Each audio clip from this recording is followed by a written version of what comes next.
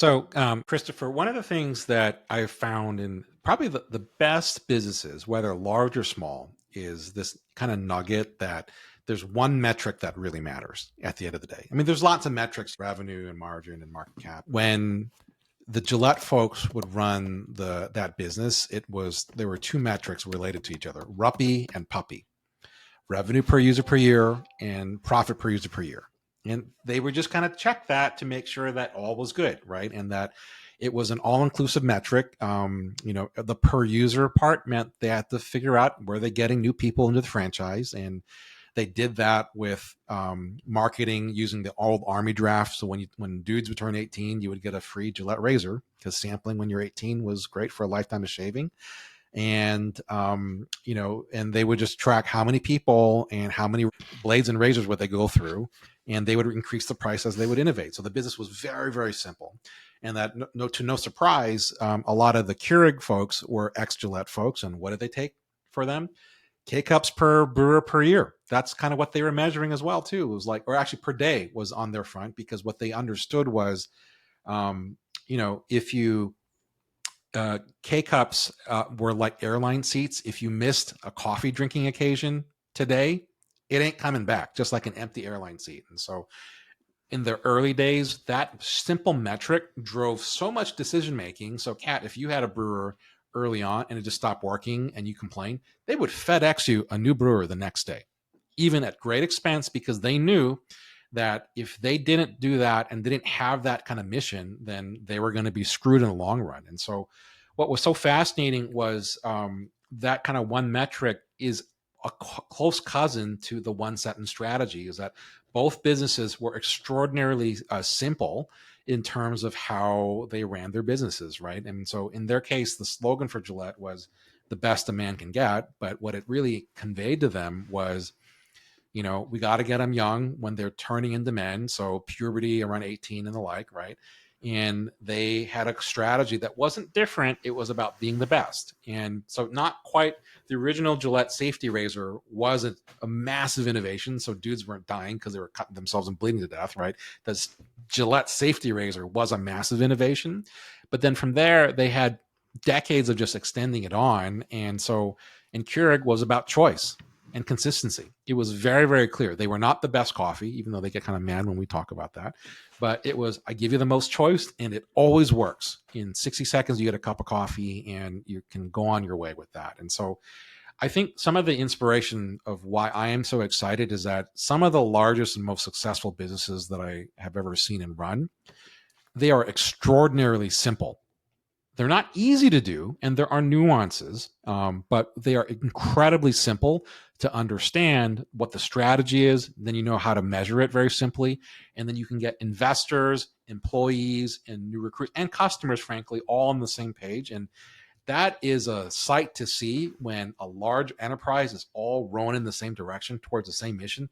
That is remarkable. One of the great joys that we have in business. But that's kind of what I'm excited about with this whole one sentence strategy mini book, because it's taking the one page to the next level. Is that, boy, great businesses are incredibly simple. The other thing I love about the one-page strategy is if you start to look back in history at some of the most legendary companies and innovators that we know, they had a one-sentence strategy. And the interesting thing about the one-sentence strategy is it scales for major enterprises and for solopreneurs.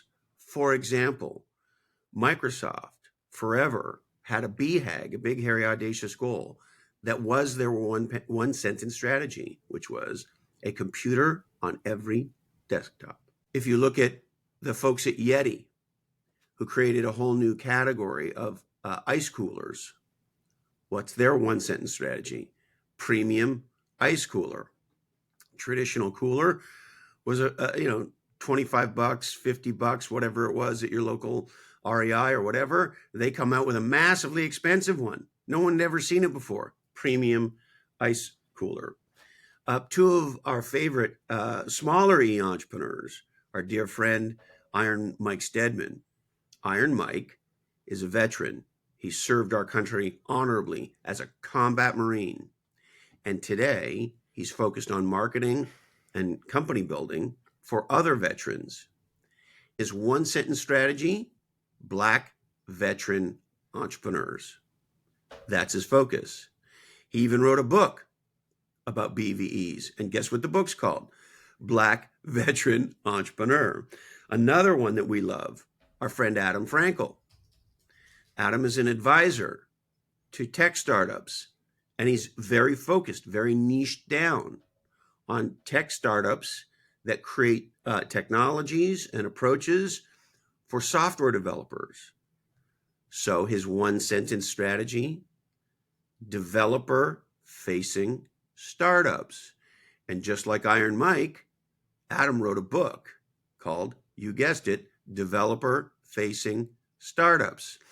So whether you're Microsoft or whether you're a solopreneur, the power of a one sentence strategy is clear. You know, one of my favorites is Ritz-Carlton, right? Ladies and gentlemen serving ladies and gentlemen. How clear is that? And how amazing Legendary. is that? I hadn't heard that one before, Eduardo. Yeah, you know, hospitality business is not easy, man. Like, talk about high fixed costs. You better get that right. And it's, you know, one thing to run a Holiday Inn, no offense. It's an entirely different thing to run a Ritz-Carlton and have that brand, your brand, stand for that level of service. And what a legendary way of framing it, a way to esteem the team and employees, say you are ladies and gentlemen serving ladies and gentlemen. And so it's really quite remarkable. It's not just clever languaging. It is actually deeply rooted in an insight in that Mark Twain way of, you know, I apologize, I didn't have time to write you a short letter, so I wrote you a long one. Make no mistake, the one sentence strategy comes from pages, if not books, of writing, honing, trying to figure out what that is until you get to that ladies and gentlemen serving ladies and gentlemen. And until you get to that, people, I think the problem with strategy is that people settle for less. They don't take it all the way to what it possibly could be. The other big problem with strategy, it's performative. When someone in the company says, particularly the CEO, we have to work on our strategy, what everybody hears is, oh shit, this is a part of the year. This is the time where I need to look smart. And this is where people get smart. And here's an interesting thing. Most successful people in business are relatively smart. And what can happen is we can become so smart, we're stupid. Strategy therapy is about clearing away the business babble, is about focusing to get to the heart of the matter. What's the difference that we make? Why does that difference matter? Is this a new problem or an existing problem reimagined for a customer? What transformative outcome happens for customers when they address the opportunity or problem? And most importantly, can we get to one sentence?